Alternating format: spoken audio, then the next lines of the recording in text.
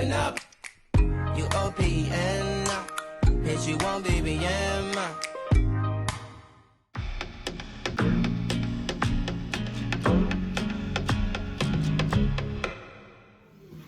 Okay guys, so I'm taking a pair of old pants that I have that are wide leg. You can do a straight leg or whatever works for you, but you want to flip them inside out, and you want to make sure you're grabbing the curved inside seam from the center, and we're going to lay that on the ground because we're going to use this to make the pattern. Okay guys, so next you want to take your fabric, and on a fold you want to trace around the pants that you just made, but make sure that you're including a 1-inch seam allowance all the way around the pattern. So here are my pair. This is 2 pieces on a fold. So this is the outer leg seam right here, and this curved part goes in between your legs. So if you follow your pants, you'll come out with the same thing. Some people, you don't have to necessarily put this on the fold. It just saves time with sewing. It's a side that you don't have to sew. Say hi, baby. Hi. So if you follow the pants that you trace, you'll have a curved piece, and this is your inseam, and then this is a wide leg pant. Ew. You can alter your pattern to be a straight leg or as wide as you want. It's up to you. So what I'm going to do is, on the sewing machine, I'm going to open this up because this is 2 pieces still, and I'm going to stitch the curve over here only, and then stitch the curve over here only, both pieces together. My machine is threaded. I have matching thread in there.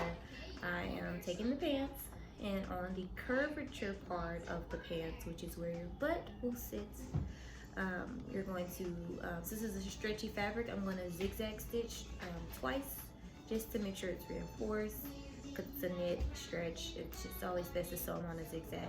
And then I'm going to come on the other side and do the same thing to the back curve part.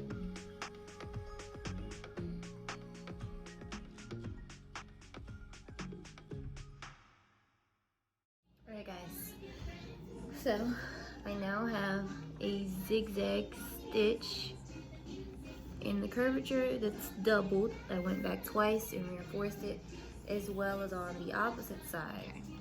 So back to kind of where we were. Curved piece over here, another curved piece over here. You're going to open the top, because it is 2 pieces of fabric, and you're going to join those 2 curved pieces that were on the side and the center. So now that the curved piece has been moved to the center, you're going to sew all of this down to the ankle pieces of your pants. So all of the inside is like a U. You're going to sew, and if your pants was not on a fold, you would sew down both sides.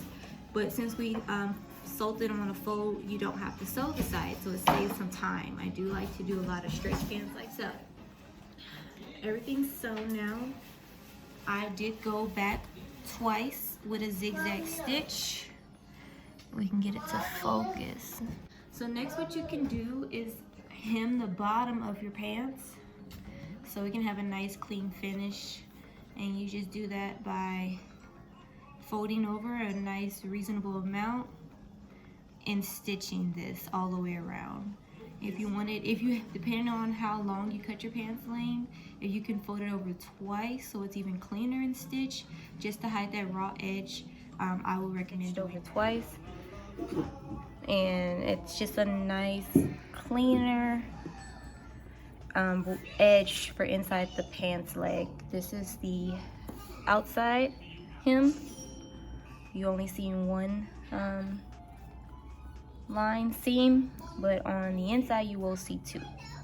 But it's much cleaner and nicer finish, especially if you are not using a serger or don't have one. One thing I do like to do as I go is cut off any straggly threads. I like to do this as I'm working, so I don't have so much to go back to do that I miss. And again, it does make it look more professional to go through and cut these threads off. So I'm gonna go ahead and do that, and I'll be showing you how we get the waistband, the waist area popping as well. I'm most likely going to be putting a few darts into these pants. Darts are a great option if you're going to be using a zipper, or if your fabric is very stretchy, because if you put darts in a non-stretch fabric and you don't have a zipper, you're going to have issues getting the pants over your hips, even though it will fit your waist. But you got to remember, if you downsize the waist to only 32 inches and there's no zipper to open those pants up to get your legs in, and your hips are like 40, you just lost 8 inches. But if it's a stretchy fabric and you put some darts, you can sometimes still get away with not using a zipper. I have a zipper, but I'm hoping when I put the darts in, I won't need it. I can use it for another project, but even if I do have that zipper. Okay guys, so how I determine if I need darts. So if I'm making a garment that's not for a client and I can't necessarily use myself as a mannequin, or if I don't have a mannequin, this is how you can determine if darts are needed. So you take your pants, doesn't matter if they're inside out or the correct way at this point, but you have the center curvature part here matched up, and these are the two side seams, and you just lay it on a flat surface. And you want to get your measurement tape, and you want to measure the distance from one side seam to the other. Make sure your fabric is flat as it can be. On these pants, I have roughly about 22 inches. So if you take that 22 and times it by 2, that's 44 inches waist that these pants currently have. My client's waist is 36 inches. So 36 divided by 2 is 18. So if I look on this measurement tape at 18 and look at the difference between 18 and 22, that is 1, 2, 3, 4 inches extra on the front piece and 4 inches extra on the back. So what I think when I see that, I'm like, okay, I got 4 inches. So that means on both sides of the front, 1, 2, I can do a dart that's an inch wide. So an inch wide dart, an inch wide dart. But those darts are doubled too. So it's really, I'm taking away 2 inches when I do a dart because it's on a fold. So if I do 2 1-inch wide darts on the front, left and right side, that will take away 4 inches. And then I do the same thing on the back. In my head, after doing the math, that I'm going to be doing a dart on here, the front piece left, the front piece right, the back piece right, and the back piece left. If that just helps it simplify for everyone, because this is the center. So when you have a dart, it's easier to do it when your pants are wrong side out. So I'm going to flip these inside out, and then I'm going to show you how we're going to do the dart. I really need a cameraman. Okay. So take the center here, take the center curvature piece, and line them up.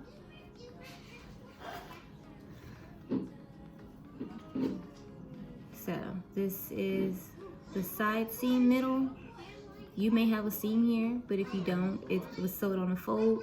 You just have to place something here so you remember. And then on the other side, I have the curve seam here, and I'm grabbing those two together so it gives me this fabric on the other side that's on a fold. So what you're going to do is from this part now, over here you're holding the curve piece in the center seam. From here on your machine, you're going to follow the 1-inch seam allowance, and you're going to have an inch wide, and you're going to sew basically at an angle till it meets this fold again.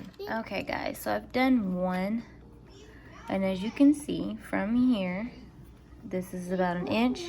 Inch times 2 is 2 inches that I'm taking out of the waist, and I've sewn from here all the way down to a point in the fabric. And that's how you create a dart. So I'm going to repeat this 3 more times. Yes, baby.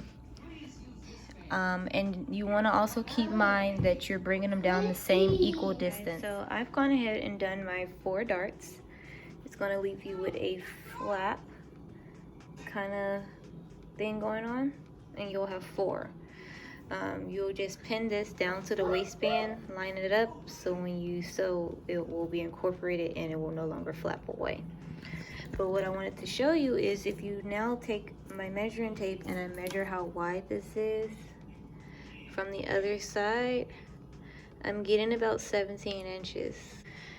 So I'm going to go ahead and pin this to the top so it's all lined up, and place a safety pin in it so all 4 of these aren't going anywhere.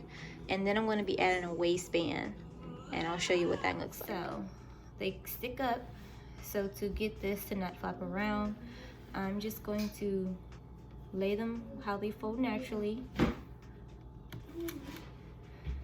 and put a stick pin to hold them in place. So when I sew, they aren't rumping or folding back up. It'll lay down flat in my waistband. Okay, so that's what we got going. They aren't flapping up anymore. So now the waistband, I like a thick, high-waisted waistband. So you cut out a rectangle the length of your waist that you need. And I like to do mine on a fold. So this is a good thick waistband. It's about 4 inches wide once it's on the fold. So this is going to be going like here on the client. So to make sure everything goes smoothly, I do like to put a few pins just so everything holds in place. It doesn't have to be a bajillion, maybe just a lot, just spaced out. So when I do line this on my pants, my waistband didn't shift. So I've gone ahead and pinned the waistband all the way around.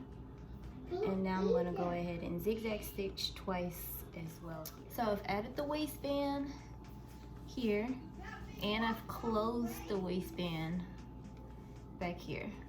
So now you should have something that looks like a finished pair of pants. If you are making pants and that's your goal, you can stop here, but I'm going to be making it a full-on jumpsuit.